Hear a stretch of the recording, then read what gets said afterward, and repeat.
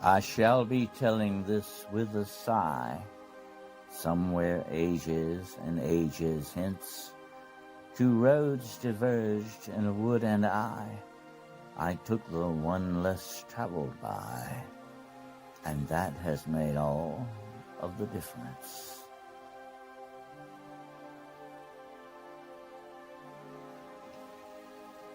There are many secrets and mysteries in this world, strange places and events that call out to us to explore and investigate. These realms of the unknown and the unexplained are waiting for us, just over the horizon and down a dark road. Join your host, Dennis Carroll and Gerald Fountain, as we take the road less traveled.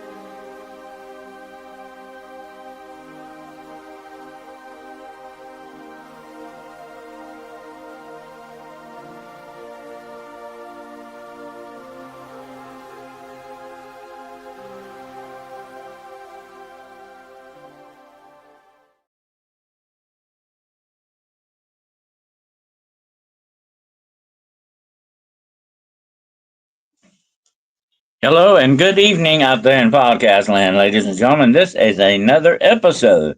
Yes, it is another episode of the Road Less Traveled, heading right your way right now. I want to welcome all of you here. It's been a interesting week so far. Matter of fact, I've got some stuff to talk about on that too. And with our good co-host here, he is waiting in the wings. I introduce him now, Mr. Gerald Fountain. Good evening. Good evening, sir. All right. How are you?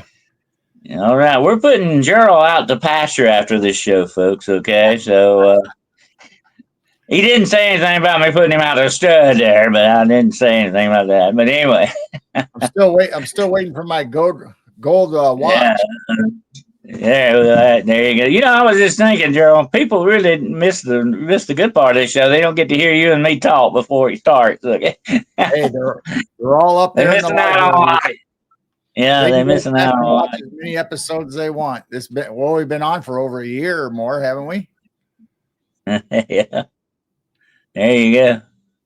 Well, yeah, we're putting old Gerald out to retirement there. Yeah, he's going to get some more time in with that. So, family is important though, and he's a family man, definitely. So, he's wanting to spend a little more time with that. But we wanted to come on one more time and just touch bases with everybody out there, and reminisce a little bit, and use up a little oxygen here in the room. You know, not too much, below that. But anyway, I was going to mention something to you, Gerald. I something mentioned this before the show. There's a congressman. Did you hear about the congressman that come out and said there's about 4 or 5 alien bases off the coast, under the sea, around Bermuda? Did you hear about that? Yeah, I haven't seen much on it, but I heard little talk of it. Yeah. I got the map that he put up, but right there in around Bermuda, which is getting hit with a hurricane right now, folks, as we're talking, is that I think it's called Alchek or something like that. It is really the Ocean Area 51. Okay, it's around Bermuda.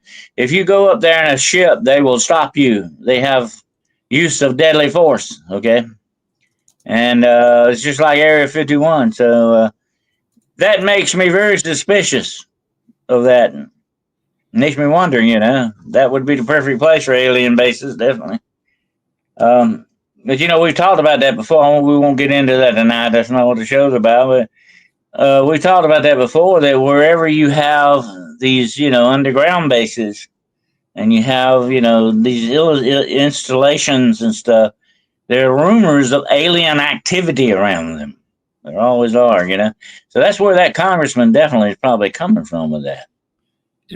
That would be something to be able to go and actually see if there is underground high-speed rails all across the country and submarine bases that go from the ocean to inside the United States. Is like, it'd be neat to actually know that, but then what would you do with the information? Would you be able to talk about it without worrying?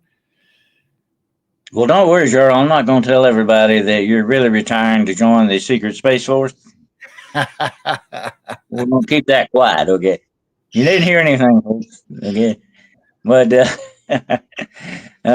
that's it. Definitely, there's a lot going on out there, definitely, folks. And, Gerald and I have scratched the surface on a lot of that stuff. But we've always tried to do a lot of the offbeat stuff that other people aren't doing. We don't want you to get bored, definitely not. And, honestly, doing this show with you every week, it's been so much fun. We talk about all these weird subjects and artifacts and stuff. And it's like, I'm really surprised somebody hasn't got a hold of us yet. Yeah, absolutely. Well, it's probably coming. I'm watching behind me just in case. But I'm gonna tell you, I told you about the weird stuff that happened to me back years ago. It was when I was writing my last book. That I had government cars following me around. I was being shadowed. I had unmarked helicopters flying over my house. I had weird phone calls, people getting in my yard, messing around with weird stuff went on. And you know what? I'm surprised they haven't come after you yet, Gerald. I mean, it's no wonder they're probably looking for your farm there. Maybe if they call me up, I won't give them directions. Okay. I won't tell where you at. But anyway, if they're watching, they're probably bored with me already. No, they may be. If I know, they're probably bored with me. Definitely, they got tired of me. I'm sure. But yeah, I think I would want them to be kind of bored with me. I don't think I want to mess around with me. Definitely not. But we try to be, offbeat over the course of the series here, and just talk about things. And Gerald and I both kind of always we're history buffs anyway. And he and I like the history that you don't hear about that much. That's what we really like. And I told somebody the other day, Gerald, we really missed it. We should have taught a class in this, man. Yeah, a university class or something. Yeah, but I am actually I don't know if I ever told you this. I actually do have a professorship, an honorary professorship. I don't call myself professor though, because I don't teach, in a college. But I could, do that. But I've often wondered, I probably would not fit in these universities because they're so radical. A lot of them, they would probably shun me the minute I walked in. That would be it. Yeah, yeah. But it would be interesting. Teaching. And our good friend Heidi Pop, she's a teacher, Right. And she teaches a lot of stuff. Teaching is a very good profession, a very important profession, And I actually have a lot of teachers in my family, that I've helped out over the years with their classes and stuff. So it's very, very important stuff when it comes to teaching. But anybody can be a teacher, depending upon the subject, But a good teacher is what you want to be. You want to be one that really gets people's attention and gets them interested in what you're wanting to do. So I think we did that for definitely here with this show. I hope we did keep the attention going a little bit there. People wondering what we're going to come up with next. When I envisioned doing the Road Less Traveled with you, I was thinking of all the old shows, that they used to have on, like In Search of or Arthur C. Clarke's World, where they talked about all the stuff that the main people on TV don't necessarily talk about, whether it's ancient artifacts or bizarre mystical stuff. And just the weird stuff. And I think we pretty much did that. I think we pretty much stayed on track with those subjects. My favorite Arthur C. Clarke quote is, "We are either alone in the universe or we are not. Both are equally frightening." Yeah. That's a great quote. Yeah. Yeah, exactly. When I was a kid, I read a lot of Arthur C. Clarke. Yeah, he was great. Definitely had a good influence. Him and H.P. Lovecraft, definitely. They had my attention there for a while. But yeah, yeah, that's the good thing about the road less traveled. That's what that poem really means. To take that.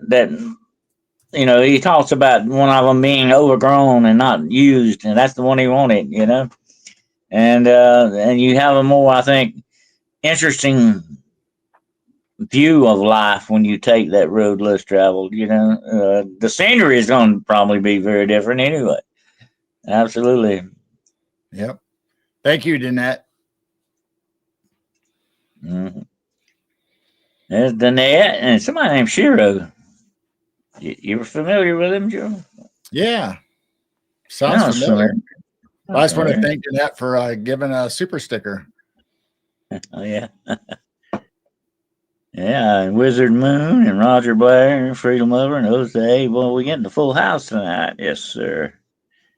And that's what we were talking about before the show, though, folks. That's what Gerald and I like, is interaction with you guys, that makes it worthwhile. We have not just your feedback, but just banter with you, and talking and getting your questions and see how because you look at things differently than me and Gerald look at. Everybody's got their different perspective on things.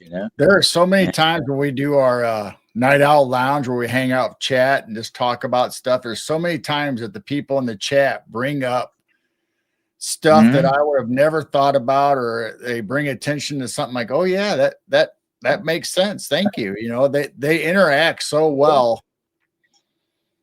That kind of stuff broadens your horizon. That's good. That's what that's good for. Thank you there, Nathan. Thank you, sir, for that $9.99 sticker. Appreciate that. Thank you.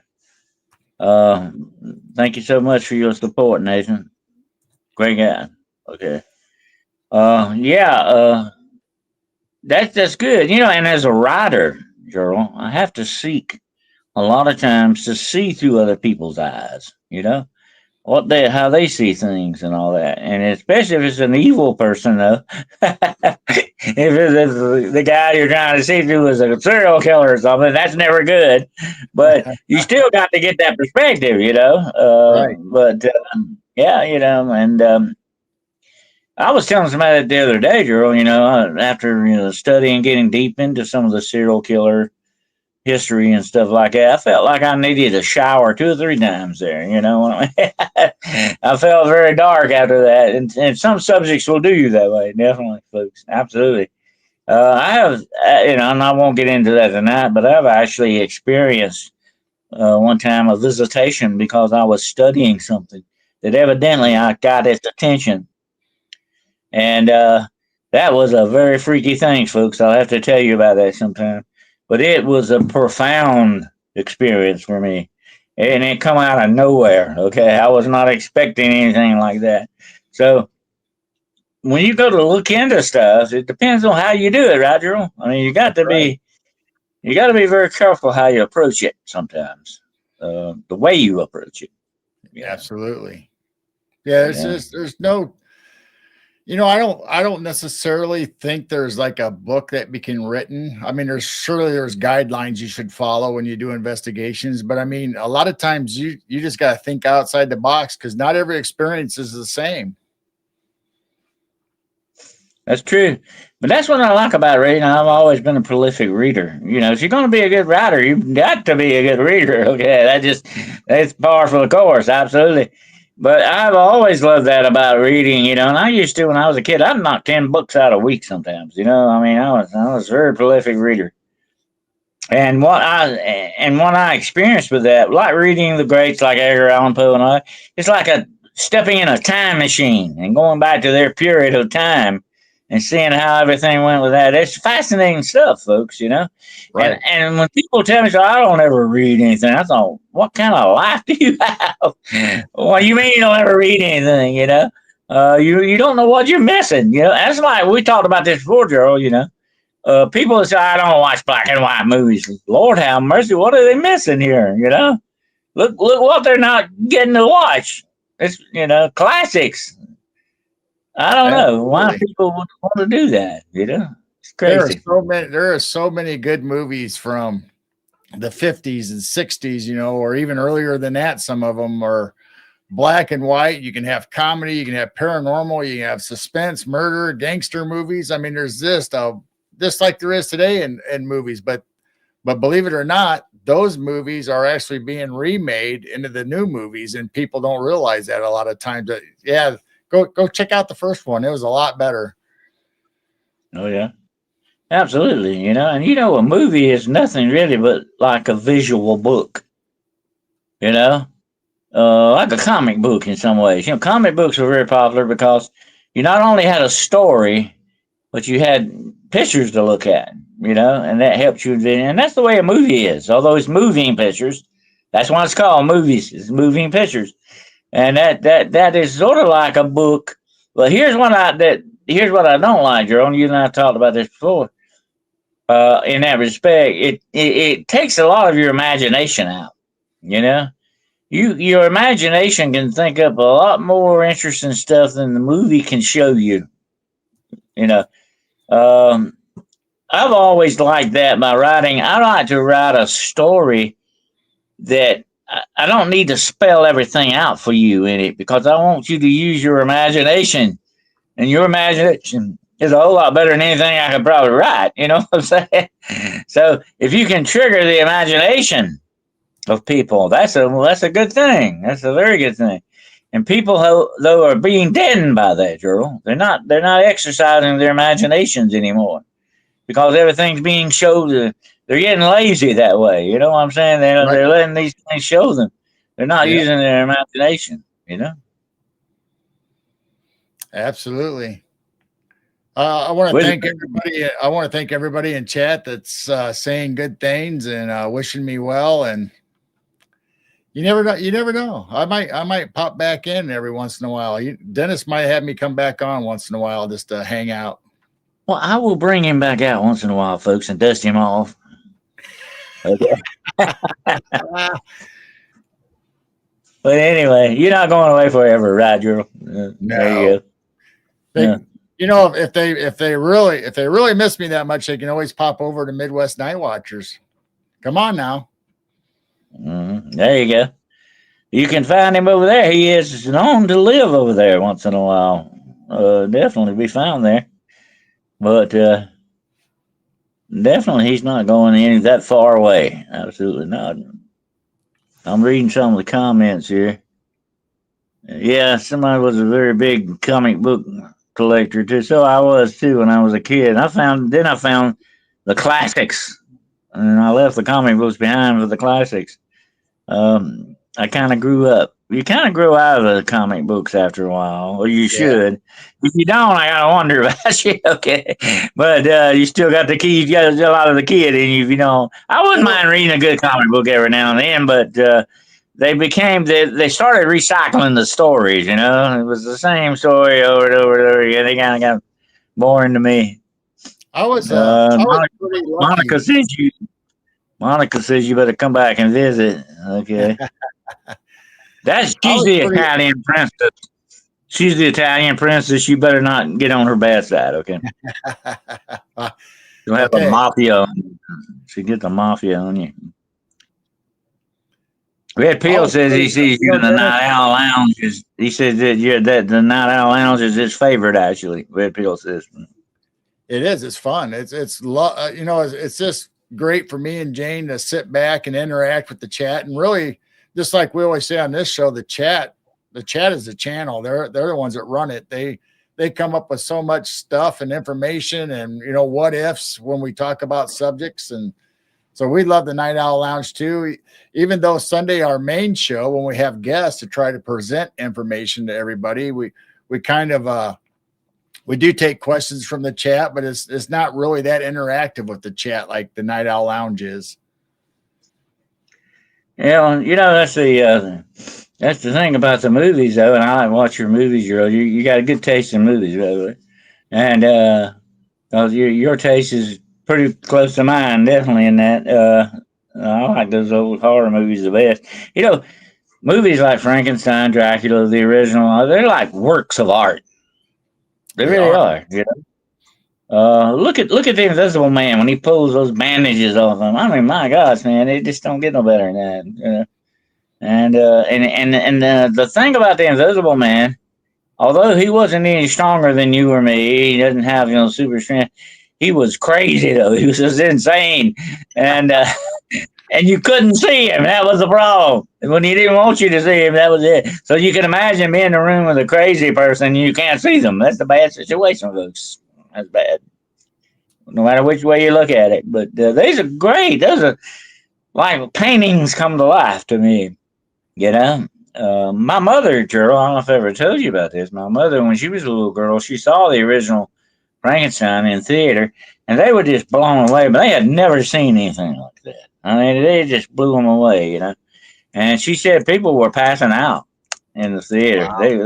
They were taking them in the lobby and getting them back too, and said that the thing that got her was when he backs out of that room slowly.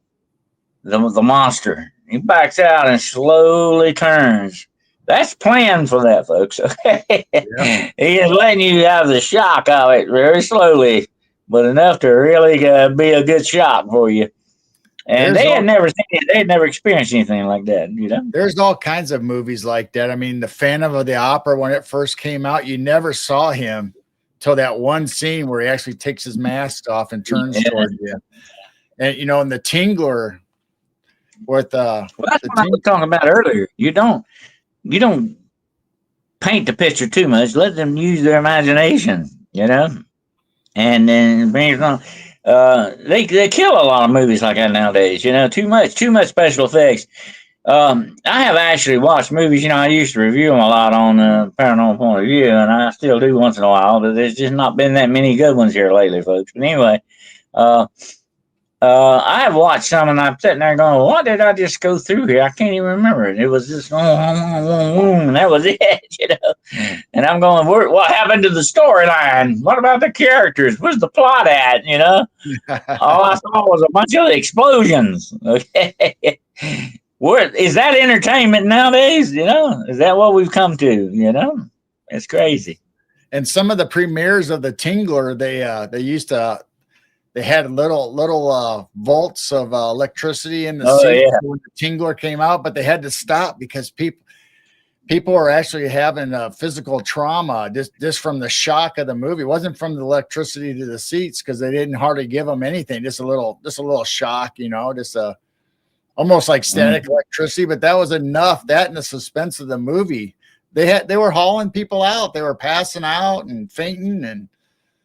They were putting you in the movie, kind of, that's neat. And, the other one I like, House on Haunted Hill. Right in the middle of the movie, they'd run that skeleton down on a wire to the audience, Yep. That's great stuff. Well, a lot of those movies, they started making them in 3D when 3D was real popular. That was crazy. Yep. The Creature from the Black Lagoon was in 3D. Remember that? You had to get the glasses. Yeah. I remember. I think that 3D was pitiful, girl. Compared to the real 3D we got now, that was pitiful. But it was it. That's all we had. That was it. I think it was grade school or junior high when they did the 3D Creature from the Black Lagoon, and you can go to your local 7-Eleven or convenience store and get when you buy a slushie or whatever, you could get the 3D glasses to watch the movie when it came up on the Friday night on TV. Oh yeah. I remember that, yeah. He mentioned here the radio, the radio scare from Orson Welles. Orson Welles. Oh, yeah. That light got a lot of people in trouble. They arrested him. They were standing outside the studio and arrested him. But that was Orson Welles. I liked Orson Welles. The one we remember now, that great big fat man, was not the original Orson Welles. Orson Welles was a nice thin man. He was muscular looking, good looking guy. travel the world. He was a genius. He very much reminds me of today's Elon Musk in a way. That's the way he was, and he didn't really mean for that to happen, but it really got him over the top. It put him over the top, so he kind of benefited his career definitely.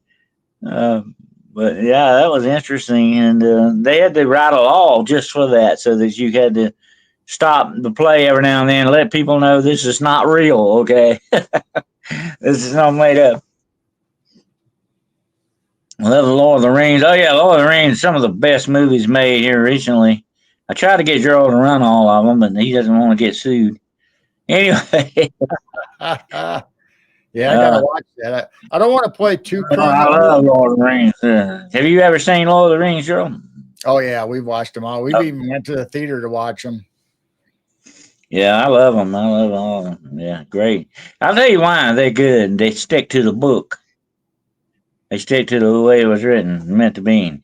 They didn't take liberties with it as Hollywood is very prone to do with things. Um, I remember, I think it was the great writer Harlan Ellison that did a script for a TV thing or something, and he come back and he said, "Where is my script? I did not write this. Where did this come from?" He got mad about it. He said, "Take my name off the credits. I didn't do that. I'm not going to take credit for that." He got mad about it. He sued them, I think. They would get your script and change it into something completely different. Yep. That's the way Hollywood does. That's why writers hate editors, okay? They don't want you to edit out what they write, folks, okay? No, I didn't write it that way, You changed it. Yeah, but you got to edit it, but you're not supposed to take liberties with it when you do. Definitely not. And that's what happens with AI, though, Gerald. AI actually is taking your creativity away from you. It's not helping it. It's taking your creativity from you to a certain extent, Yep, makes you lazy. The Lion, the Witch, and the Wardrobe. Yeah, C.S. Lewis was a fantastic writer. He was great. He was good friends with Tolkien, by the way. Yeah, they were both good friends. We played that movie on Easter Sunday, actually, or that weekend of Easter. Oh yeah. Yep, he was great. C.S. Lewis. Yeah, I ain't gonna lie, brother. The Lion, the Witch, and the Wardrobe was the only book when it was finished. The only book I can't read your comment. There's a thing in the way there. Well, wait a minute. Somebody else comments, and I'll read what you're saying, Jose. We're going to have to talk to StreamYard about putting that little money sign up in the wrong place here. It's covering people's comments up. Says it's the only book that he read. Only book I cried when it was finished. Yeah, the Wardrobe was the only book I've cried when it was finished. Okay, there we go. Well, thank you, Jose. It was a very touching book, definitely. Oh, there's a little dollar symbol down here, and that thing is sticking out in the way of people's comments. I don't know why it is. It may not do that on my laptop. I'm not on my laptop tonight, so maybe what's going on with that? I don't know. But anyway, yeah, books can do that, definitely. Books, movies, One of the greatest movies I always loved was The Wizard of Oz. And, and this really, I've never been a big fan of musicals, but it is a great movie. And a lot of people say, "Oh yeah, it is a musical." They can't remember it being a musical, But I can sum the whole movie up for you in one sentence, Cheryl. The story's about two women fighting over a pair of shoes. There you go. That's The Wizard of Oz.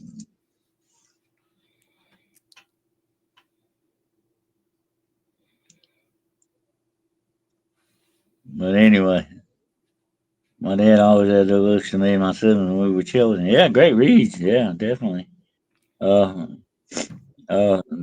Definitely. When I discovered, Gerald, when I discovered the classics, that was the end for me, buddy. I went after them. Robin Hood and all the rest of the classics. Moby Dick, and I love Moby Dick. Moby Dick was great, I love the movie with Gregory Peck. He's the only one that did it justice. Gregory Right. Peck, great actor, boy. But I like it when it says, "I'll chase that damned whale on one side of perdition to the other." Boy, he's gonna get Moby Dick. Great movie, boy. Great. So those are the classics. People that shun the classics, though, I never could understand them either, Joe. You just don't know what you're missing. Yeah, I I don't never know. was, reading Rebecca Sunnybrook Farm or nothing like that too much. That was sort of the girl books. I didn't want. I was more of the boys kind of books. But the Hardy Boys, oh god, yeah, I was not a big Nancy Drew fan, but I liked the Hardy Boys. Okay, yeah, Hardy Boys were great. Yeah, when my sisters were growing up, Nancy Drew and the Hardy Boys were really big. That's what we used to say about the Hardy Boys, girls. That, they never knew they were getting in the middle of a mystery or something, but they were going places called Skeleton Vale. Did not give them a clue that maybe something what's going on there. Okay, that's what we always wondered about the Hardy Boys. But anyway, what was into Twilight? Oh yeah, that's the movie I mentioned in Twilight. I tried to like Twilight. It's okay. I guess I'm a big vampire fan, I like vampire, but it just made them a little too, I don't know. It's just, took the heart out of the vampire. Vampires don't have a heart, though, do they? But anyway, it kind of just, I'm more of a Dracula fan, I guess, Sparkly vampires, I don't know. Yeah, But the only one in that movie Twilight. that I liked was the villain. She was rough. That old gal what was her name? I can't think of her name. She was real. She was the one that acted like a vampire. Some of those vampires acted like real vampires. The other ones were like wimpy, nimpy, sparkly vampires. No. If you're gonna have a vampire, they need to act like a vampire. Okay. Yeah, I need a Bela Lugosi. Yeah. The Twilight books were better. Other books might have been, but I never read the books. I just seen the movies. I never watched or read any of them from Twilight. Not a one. Yeah. Well, it's really the Twilight's more of a, woman kind of a series. Anyway, it's kind of romance, The whole thing is, But it had its moments, especially the werewolf. I like the werewolf the best. The werewolf was great, They're a bunch of Native American Indians, and they were werewolves, That was neat. That was about when it started getting really good. They brought the werewolves in. Yeah. Satan's Lot. Oh, yeah, the original Satan's Lot. My favorite, by the way. Yeah. Oh, yeah. That's the one with David Soul, who recently passed away, unfortunately. Great actor. He'll always be the guy, the car. What was the name of that girl? Dukes of Hazzard. Yeah, no. David Soul was Starsky and Hutch. Starsky and Hutch. Starsky and Hutch. Yeah, I couldn't think of it. And I always think of that when I think of him. But he was a great vampire hunter, though. He did a good job with that. Well, they remade that, and it's never that good. I don't particularly care for Stephen King anymore. I've boycotted him. Once upon a time, Stephen King was good. He really was putting out some good stuff. But then he got to believing in himself so much and doing that. He got so caught up on being himself that he lost that, very big time. And the last couple of novels he wrote, I tried to read. I couldn't finish them. They were just talky, more in-depth character analysis type stuff. Kind of highbrow side. He lost me with that. He lost me. But he was never right, folks, after he got hit. He got almost killed by a car on the side of the road. And he never was quite right after that. I don't know if he had brain damage or what went on with that, but he never was quite right after that. If you notice, he has not written any novels that anybody's paying $1 million for here lately. And his career is going way, way, way down from what he once upon a time was. He could cough and they'd give him $1 million. That was it, you know. Right. But now it's not. But I just particularly didn't like his attitude, especially with this tragic we had recently. He said some things that really should not have been said, but he's very liberal, very left wing liberal. You know, I like it. I've been watching a show on there called Liberals. No, what's the name? Left wingers doing bad stuff or something like that. Yeah. Right. I mean, if you're saying that, yeah, doing bad things or something like that. And boy, that girl, she's an Australian one from Australia. She really sticking it to him, too, buddy. I like to watch her show. Lefties losing it. That's the name of it. Lefties losing it, folks. If you ever get a chance to fight, look it up. Look it up on YouTube. Lefties losing it, and they have lost it. They definitely have.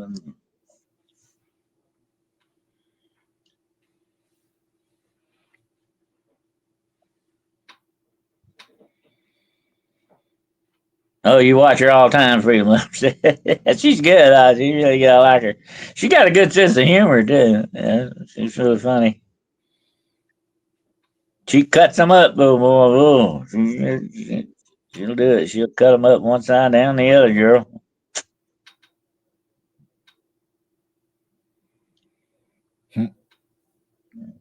But yeah, somebody's talking about wrestling gators here. Oh my! I don't think I want that for a hobby.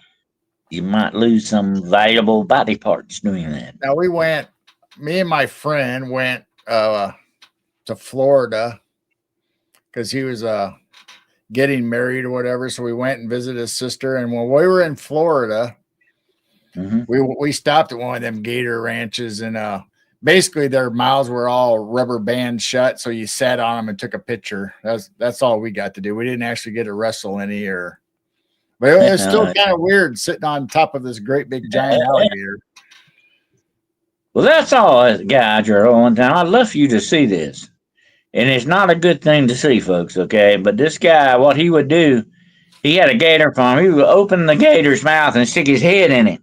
Yeah, I've seen that.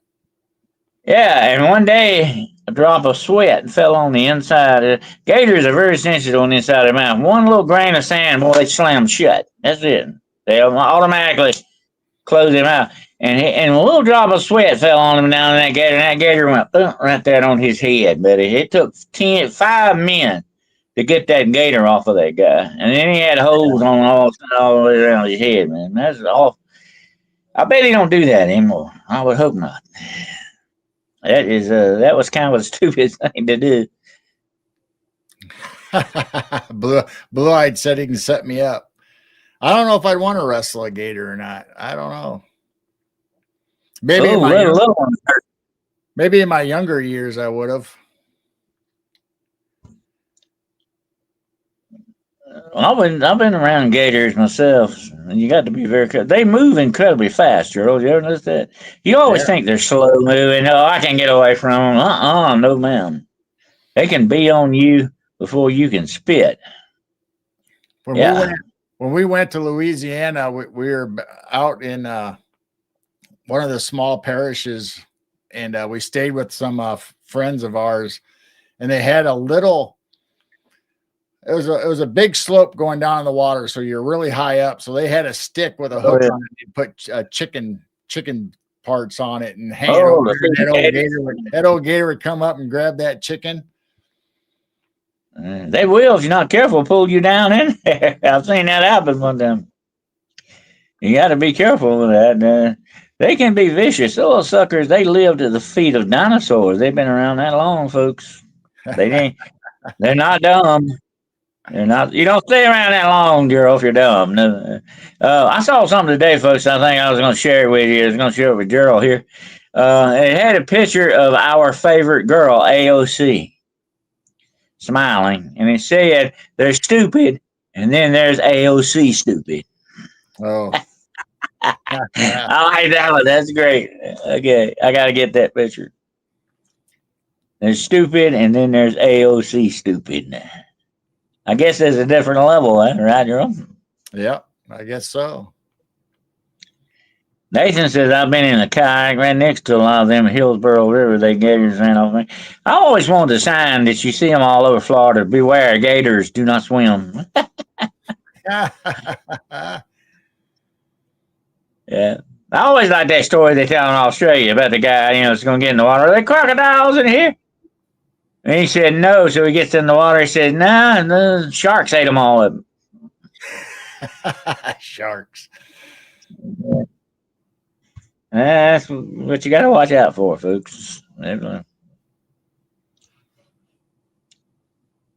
But anyway, AOC is a plant. No, I'm not going there. Okay. She might be listening. AOC might be listening.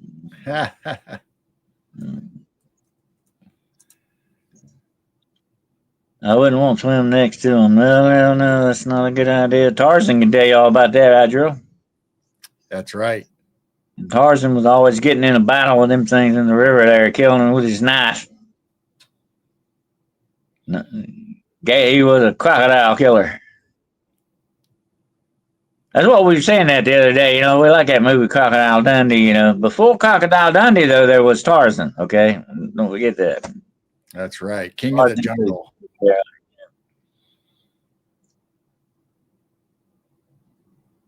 But that's the interesting thing about Tarzan. He was raised by the apes, so he's sort of a feral guy anyway, Right. And his thing is that he is, more animal than human to a certain extent, Great thing, when Edgar Rice Burroughs thought that up, supposedly he got the idea from actual story about somebody that was raised like that, and all. And it really happened in Africa. It was a baby that was shipwrecked or something, and it was a little white boy that was shipwrecked, and he was like only about maybe 3 or 4 years old or something when he was shipwrecked, and he was the only survivor, and the apes took him and raised him, and this is a real story. It's supposed to be based on a real story that actually happened, and Edgar Rice Burroughs heard about this and did research on it, and that's where he created Tarzan. Wow. Yeah, you always hear stories like that, like babies being raised by wolves and yeah. A lot of that in history. Yeah, Romulus and Remus, the founders of Rome were raised by she-wolves, supposedly. And that's in Rome, Georgia. They got a statue of that. The two little boys suckling a she-wolf. In downtown Rome, Georgia, because that's what it's named after, Rome. Romulus and Remus. Yep.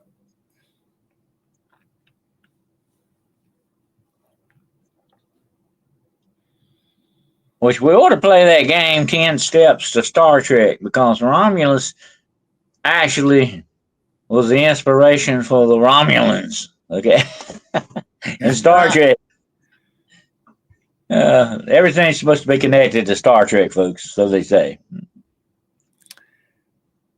Or Kevin is it the other way around? 6 Degrees of Kevin Bacon. Yeah, I remember that, Kevin Bacon. Kevin Bacon is, they say in real life, he's not a very nice guy. I've heard a lot of people complain about him. He's kind of a, real a-hole kind of guy. So I hear. I don't know. I've never met him. I didn't even meet him one time. He was kind of nice. I never have met Kevin Bacon. But the best thing I think Kevin Bacon ever actually done was Tremors. I like that. He was great in that. Tremors, yeah. Yeah. Big old sandworms or whatever they are. Yeah. Just send me those gator pictures there. Man, yeah, I like to see them.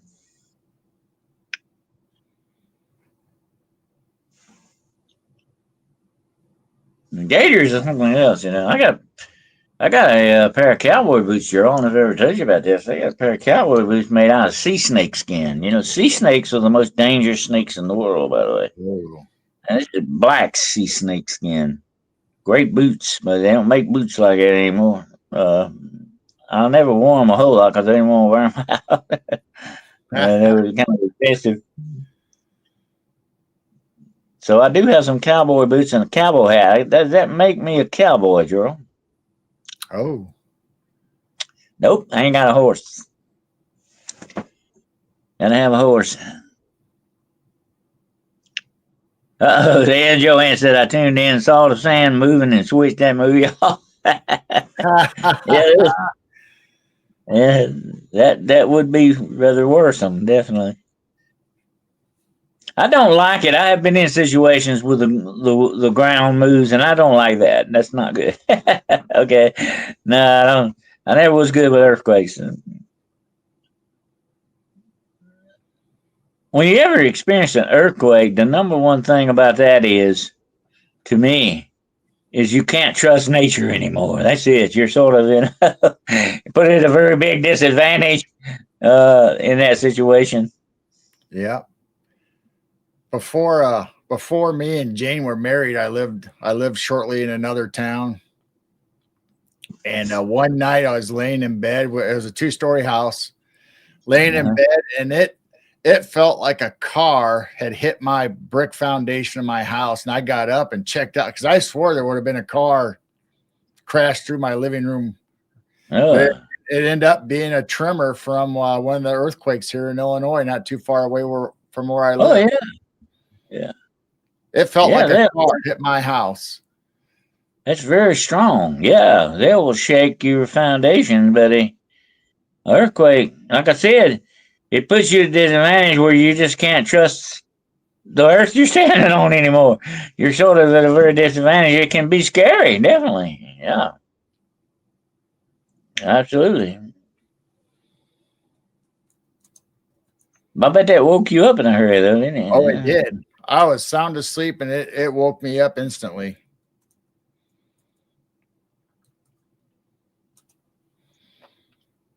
Then, to make matters worse, after I was checking with insurance and stuff, I didn't do any damage or anything, but just to figure out what earthquake insurance and all that stuff, what's covered, what's not. They said that my house and that whole area, there's coal mines, abandoned coal mines underneath that whole town. So you couldn't get insurance for stuff like that. Well, that's a very good point you bring up there, girl. A lot of people don't know if they've got earthquake insurance or not, and also flood insurance. Very important. You need to check on that and make sure you do have it, especially in areas where you're prone to hurricanes and stuff, and earthquakes. Yeah. Something like that. Here's the thing about it, and as my Gerald said, it can mess up the foundations of your house. And then you got a problem, and that's a very expensive problem because there are companies that don't do anything but foundation work. You know what I'm talking about, Gerald? Right, exactly. You're talking about some big money, so you better make sure you got the right insurance policy for stuff like that. Yeah. And anyway, I don't know where you're at unless you're sitting on top of a mountain, can get flooded. That can happen. Even if a water main breaks in your house, you're gonna get flooded. Okay, yeah. Most people can't get flood insurance anymore. Mm-hmm. Hello, Philip. Good to have you here, man. Hadn't seen you in a while. But yeah, it's a good idea to check on that. But make sure your coverage is up to par sometimes, because buddy, you could put out a lot of money that you probably don't have to get that fixed. Absolutely. And, what I like to hear lately, a lot of companies like the gas companies and some of the power companies are putting warranties on things for you, like on your air condition, your unit, or your hot water heater or whatever. It's a good idea to look at those things, folks, because they could save you a lot of money. over time, especially if your unit and stuff like that starting to get a little bit of age on it. You might want to look into it, but you got to read the fine print though, Gerald, because there's a lot of things this thing ain't gonna cover. You got to really, really be very careful, you know. But if you can get a good warranty like that, it's worth the money. Oh yeah, yeah. All I ever get offers from my truck warranty, and that it run out 30 years ago, there, girl. It ran out long down here. I thought, there's no way you would touch this truck. Come on, you ain't gonna give me no warranty on it. But anyway, that's a good idea if you know Yep. want to look into it. Look into it and see. It's tough anymore. You can't hardly get any kind of insurance to cover stuff like that, whether it's flood, earthquake, disaster. They've made their money all those years. Now all of a sudden they don't want to insure stuff like that. And government don't cover a lot of that stuff. That's zero. I mean, FEMA. No, they're not gonna come in and help you. No. I mean, just like when they came in after that hurricane that hit up there in the South, they promised them $700. Well, what's $700 going to do? Then a lot of times those people don't even get that money. They won't even look at your house for $700. What are you talking about? Oh, that's crazy. Yeah, but you know what Ronald Reagan says, so very true. The worst thing you ever want to hear is, "Hey, I'm from the government and I'm here to help." Yeah. Yeah, you don't hear that. No. They ain't gonna help you. Your government is not your friend. It's really your enemy. They definitely ain't your friend. But after all the many years you've worked to pay taxes and all that stuff, you're not gonna get a return on it. I'm sorry to tell you that you're not gonna get a return. And people say, here's what gets me funny. This is funny, Gerald. Since you're retiring and you know what I'm talking about here. They keep saying, "Oh, I'm gonna get my money from the government." You ain't getting no money from the government. That's your money that you put into the Social Security. That's your money. It don't belong to the government. The government borrowed it from you so it could use it, but it owes it back to you. It's your money. Government ain't gonna give you nothing. Come on, folks. The government ain't gonna give you nothing. No. Except a hard time, maybe. That's about it. You would have been better off taking that money, invest it in yourself, or have somebody invest it for you that whole time. You would have had much more money than what they would give you on Social Security or anything else. Well, people don't realize that too, Charles. That's what banks do with your money. The banks take your money and play the market with it and make more money. They're not doing that out of the kindness of their heart, keeping your money. They're using it. Okay. Banks are a business. They're there to make money off of you.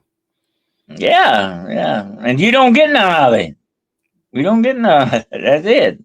If they would give you a little bit of a cut out of that, that would be nice. But no, they don't do that. Why aren't we giving them the money to play with? I don't know. But anyway. Once upon a time, the old folks kept their money in the bank called the stock under the bed. Remember that, Gerald? Yep, the old mattress or jar in the yard. Yeah. Cookie jar. I don't know. See, it's all a system, That's what me and Gerald talked about over here.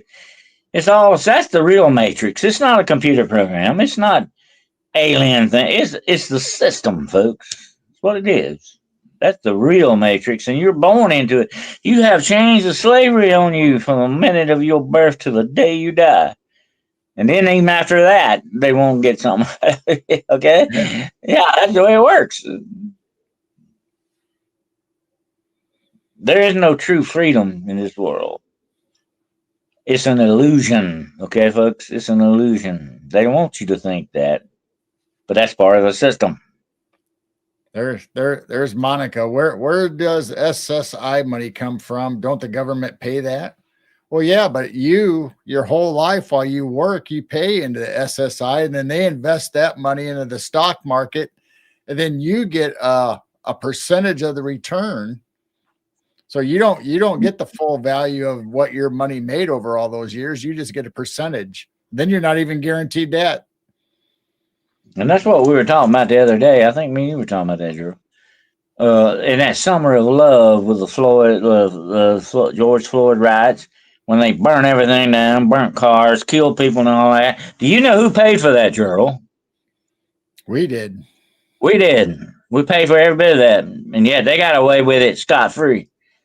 But we pay for every bit of that. And and being a ex-policeman, I can tell you this: if Gerald goes in the store right now and steals a $200 jacket and shoplifts and leaves, he thinks he's getting it for nothing. Well, he is, but somebody's got to pay for that jacket. You know who that somebody is? You. You do.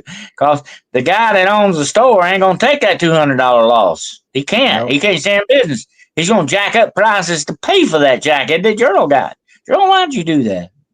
I don't know. The jacket don't even fit me no more. I talk to him, folks, but he don't listen, okay? But anyway. But seriously, you know, I got to watch it. I use people in these samples, and they may take that the wrong way sometimes. But anyway. But by the way, I do have a nice jacket on my eBay account for sale. In case anybody's curious. But hang on to the jacket here. But yeah, you know, we're getting shafted, folks, every which way you look. And we getting shafted. If they go out and say, I'm going to exercise my freedom of speech and burn a car up, city vehicle, you know, and throw rocks at ICE and all that stuff, and you're going to pay for it. You are. And, you know, here's what bugs me, Gerald. What are those people doing out there? Do they not have a job? Huh? Do they get together, you know, and sew in circles or something? So, well, now tomorrow we're going to show up at 56th Street and we're going to have a ride, okay?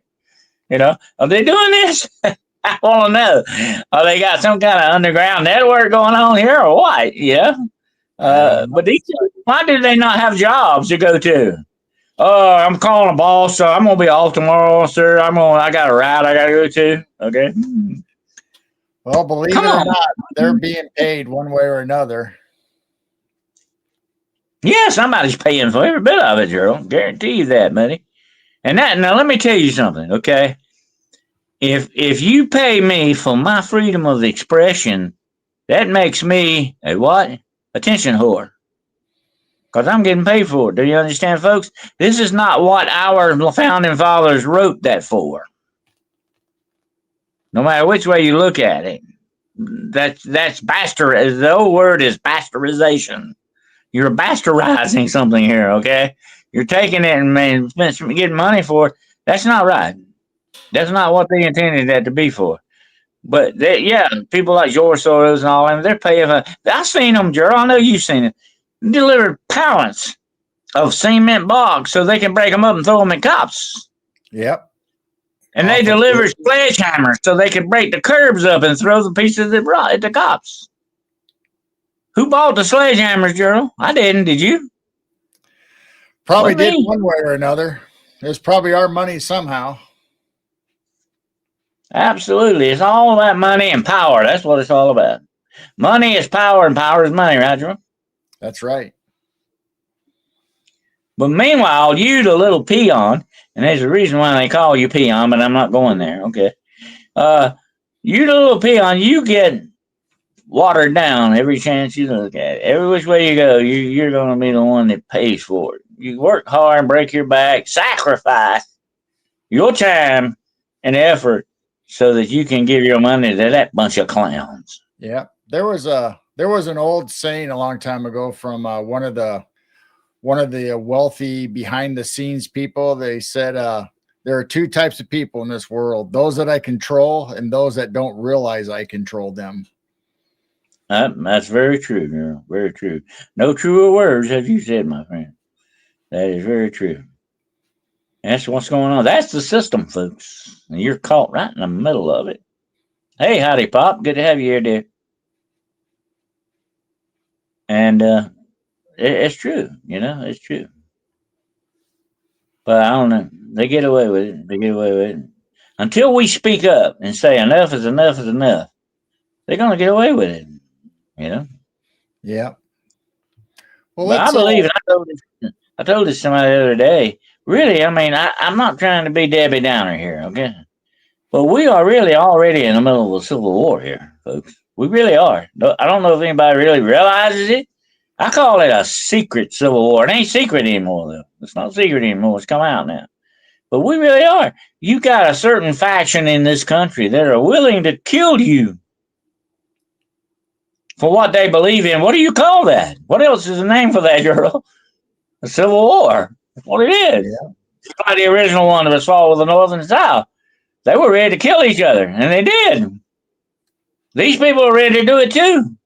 And just today, Trump authorized full force of those troops he sent in. You know what that means? They can take you down if they need to. And really, I can't blame them. If somebody's throwing the doggone block at me, I want to be able to defend myself, don't you, Joe? Absolutely. My uncle, years ago, was a cop in downtown Atlanta when they had the race riots back in the 60s. And they would send them out with guns and no bullets.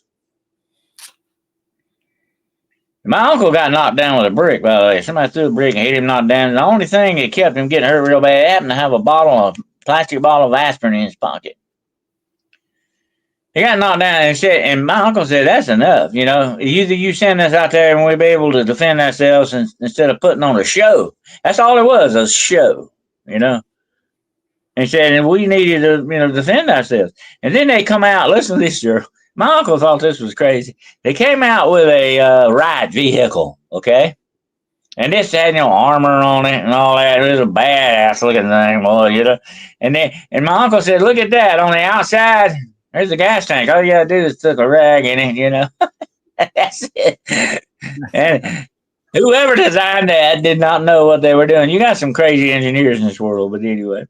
My uncle told him, hey, you need to fix that. I'm not riding in that thing. There's a bomb, you know. You need to fix it. But that's the way they would do. They would send you out, and that's what they were doing a lot of this. But Trump is not, you're not going to mess around with you, I don't think, you know. See that, what Jose said? I should be the next Phantom of the Phantom of the Phantom of the Opera. that would be a cool idea, that the Phantom of the Opera is being haunted by somebody else.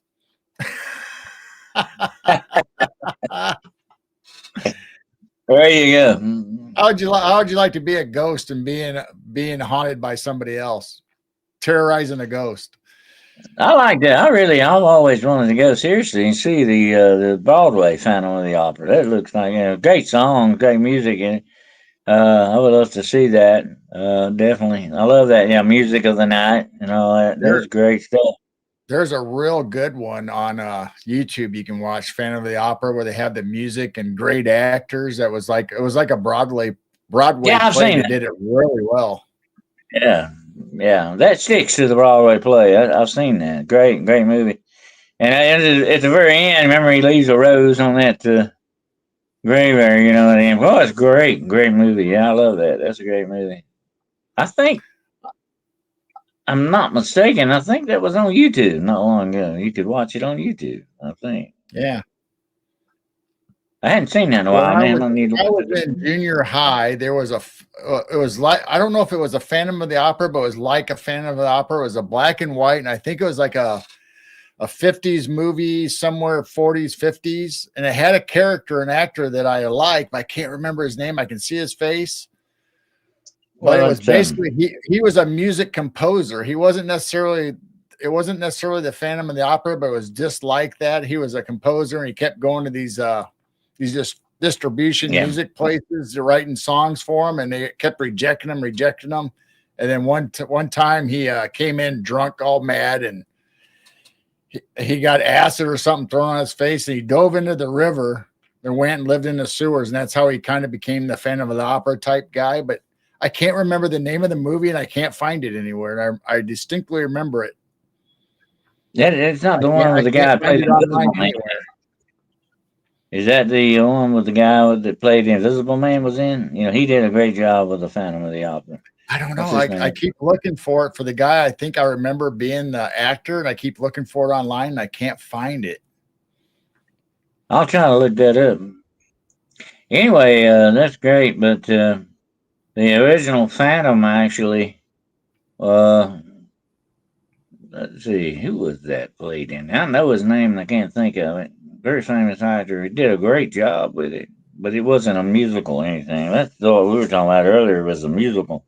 Right. But um, I always liked the Phantom. He was neat. And there's one similar to it. I don't know if you've ever seen it called The Phantom of Hollywood. No, I don't think I've seen that. Yeah, and it was a TV movie, made for TV movie, and it was about an actor. He got scarred up, and he actually played the Phantom of the Opera, but he became a real Phantom of the Hollywood set, the movie set. Yeah, that was a great movie. I think what was the name of that actor? His name was Jack something. He was married to the girl, the woman that was on the Partridge Family. What was his name? Jackson. I know it. I can't think of it. Anyway, he played the Phantom. Jack Cassidy. Yeah. Well, he was Jack Cassidy. Yeah, that's it. Yeah, and he played the Phantom in that. It was pretty good. Yeah, it was a pretty good TV movie. I like the 70s and 80s TV movies. They were good. But there's another very famous thing, the Phantom of the Phantom of the what's the name of that?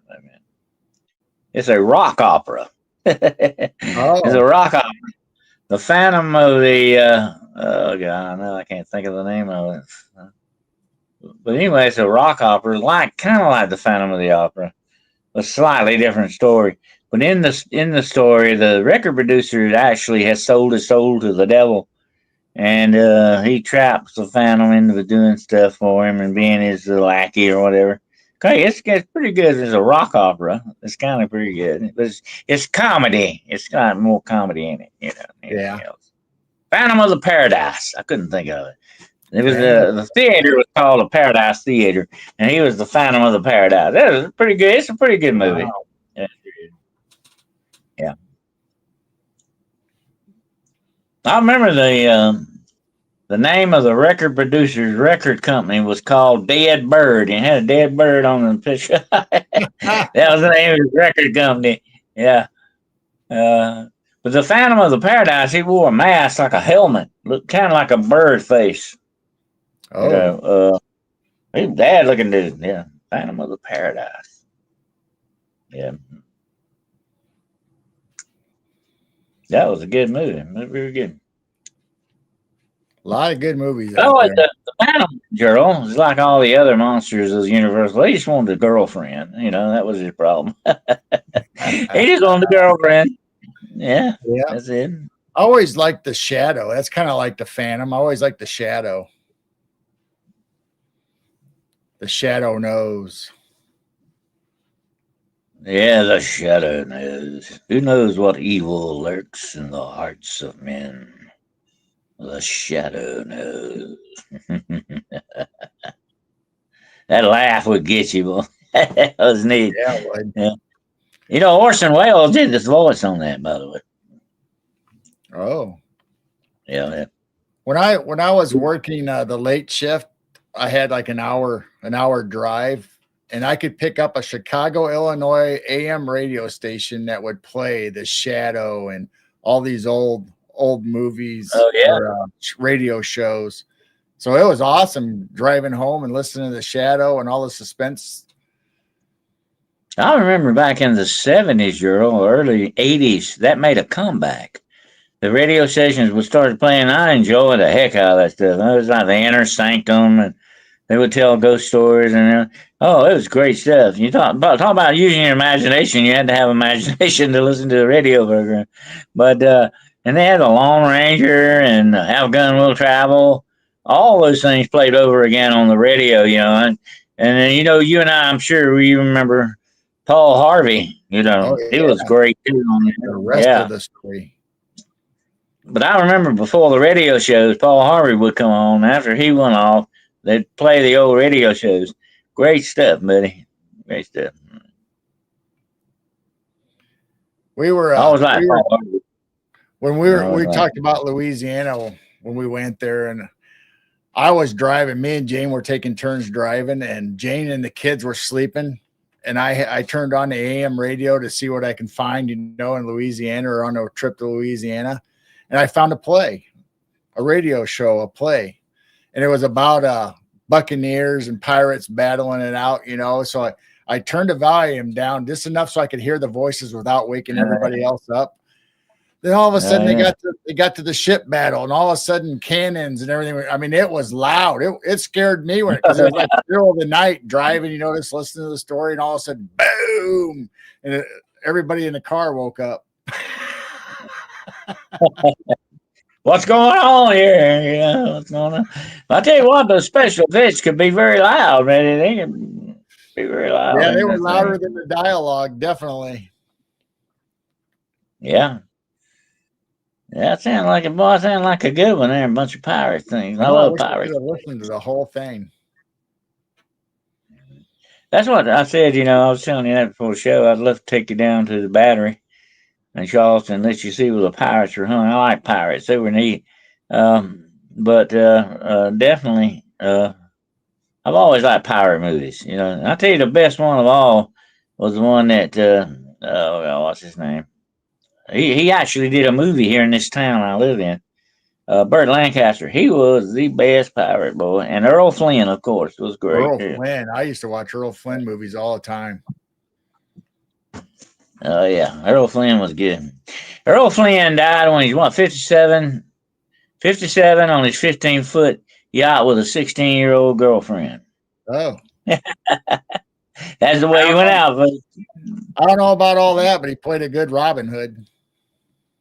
He was great as Robin Hood, and never was one that could touch him with that, buddy. He was great. But you know what? It was about that Gerald, him and, what's his name? I can't think of his name. Played Sherlock Holmes. What's his name?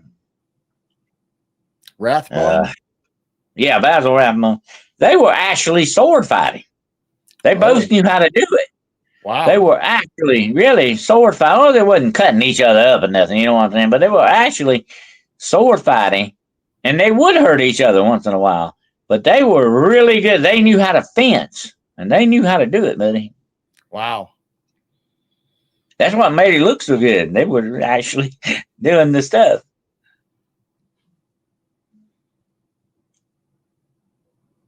The Jolly Roger, yo ho ho, and a bottle of rum. I think we played on our Rumble channel. We played Sherlock Holmes here and there, and one of my favorite Sherlock Holmes actually is George C. Scott.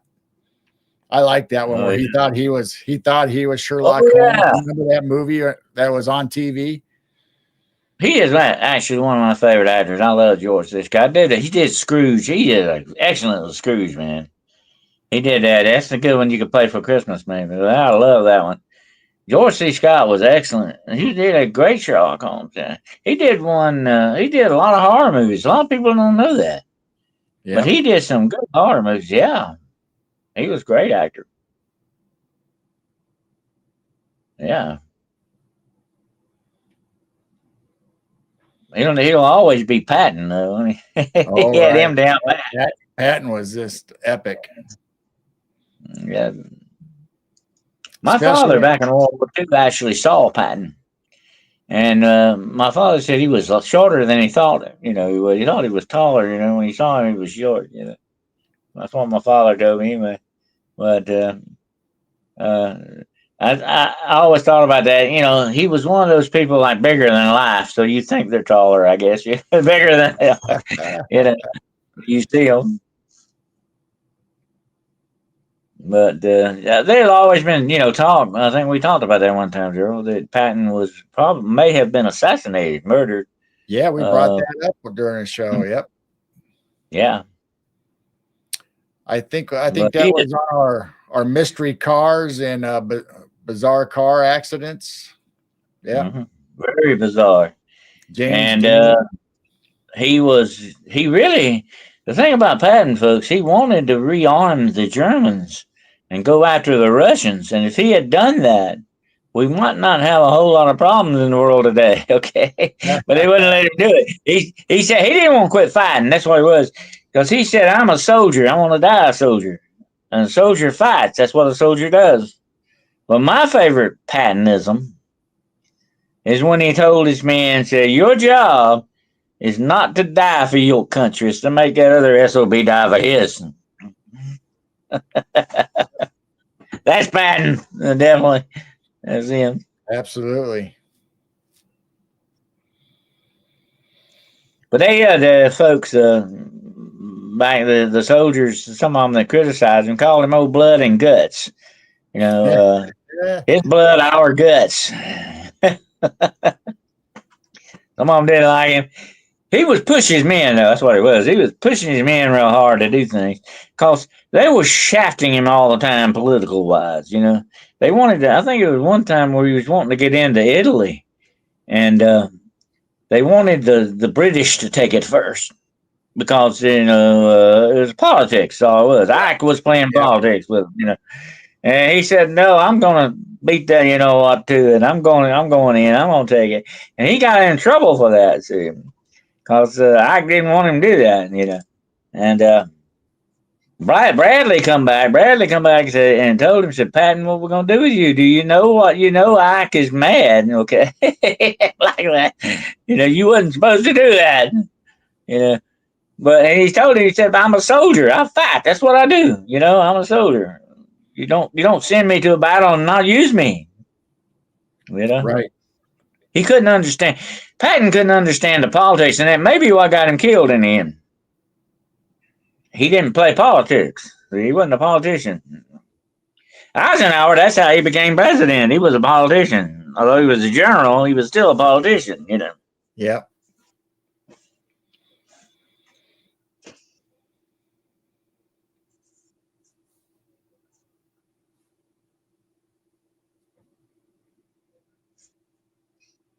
But he never ever should have slapped that soldier in the face. That was what really got him. He had to apologize. That was a downfall.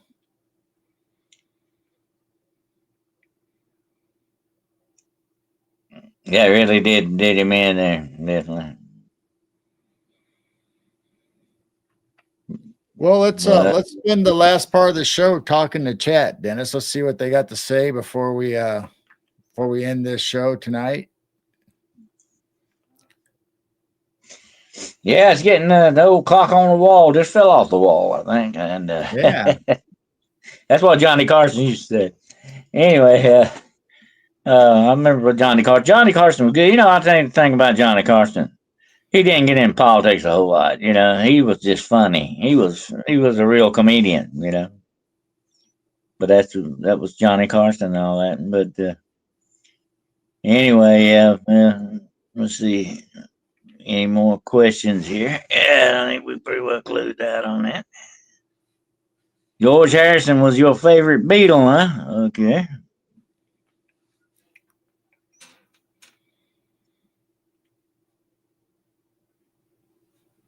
I know all this stuff because my folks were hippies. Oh, okay. Yellow Submarine, yeah. But anyway, well, yeah.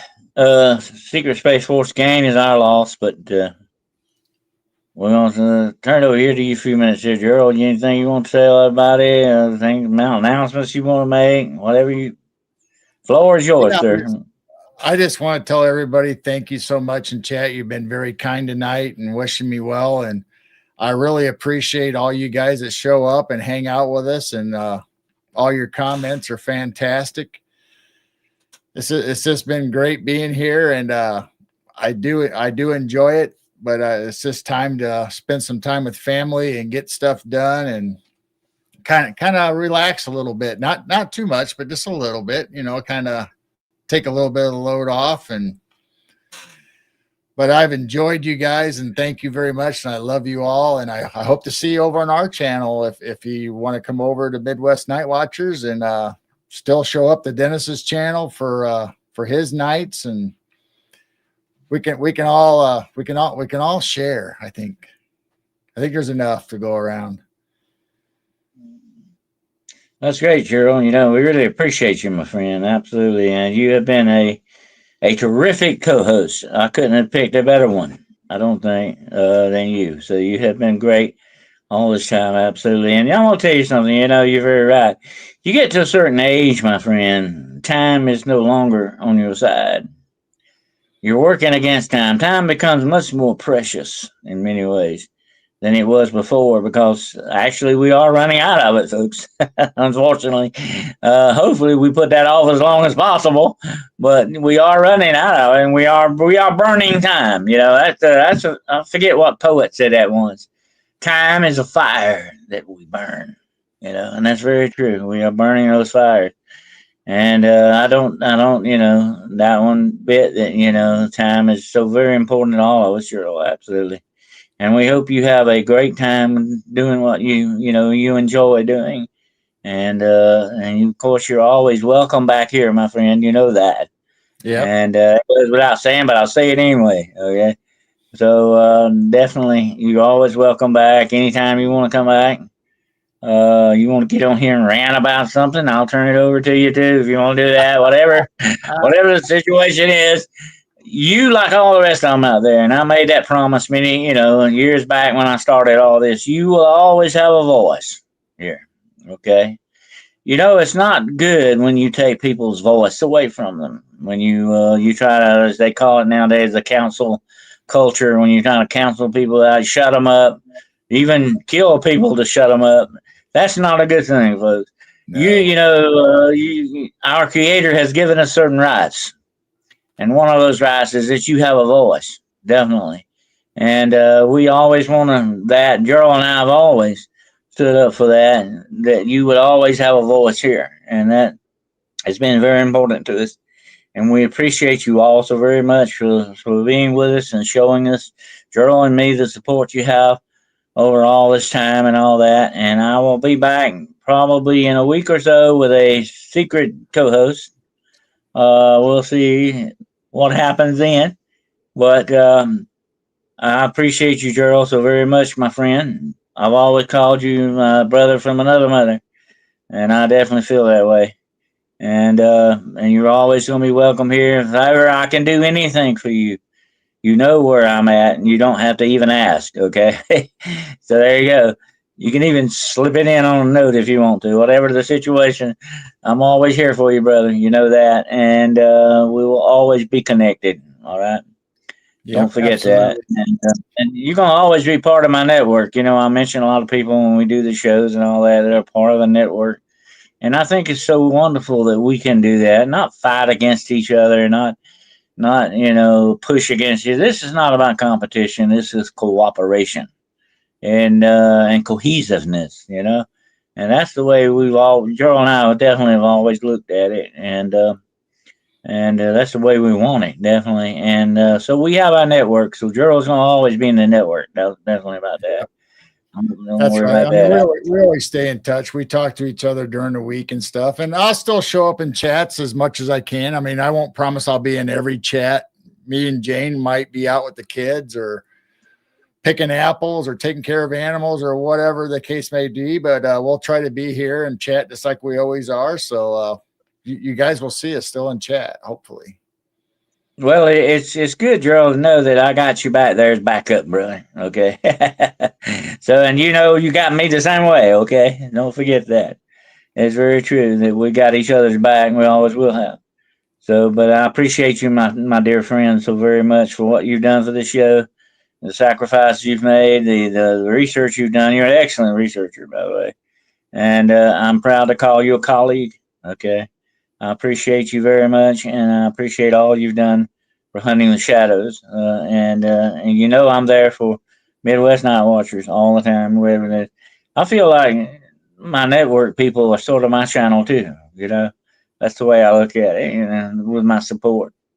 But I appreciate you so much, brother, and I appreciate all of you tonight for being here. Thank you so much. It means more than Gerald and I can say in words for you to have your support and for you to be here for us. And we thank you for that. Absolutely. So take care of yourselves out there. I hope you have a wonderful rest of the week. I will see you probably Wednesday night if nothing happens and creeks don't rise. Uh, Wednesday night, 9 o'clock p.m. Eastern Standard Time for Hunting the Shadows. And Gerald will be seeing you definitely on Midwest Night Watchers and Night Owl Lounge and some other Wednesday stuff. night, right after you, Wednesday night, 10 p.m. Central. All right, sounds great. Mark that down if you have it already. it should be programmed in here. Okay, definitely. If you ring that bell, okay, ring that bell. It's very important. But definitely, and go on over to the Midwest, and if you haven't subscribed, please do so. What's your hold up? Come on now, let's do it. Let's get it done. So, but we appreciate each and every single one of you. Thank you so much for being here, and thank you for your support. It's good to know we have your back, and we appreciate that. So take care of yourselves, and I hope you have a fantastic week. And be careful out there, and like we always say, keep an eye on your six and your head on a swivel. All right. And non timbo mala, fear no evil. And until next time, I will be looking for you all somewhere in the shadows. Night, Good night. everybody.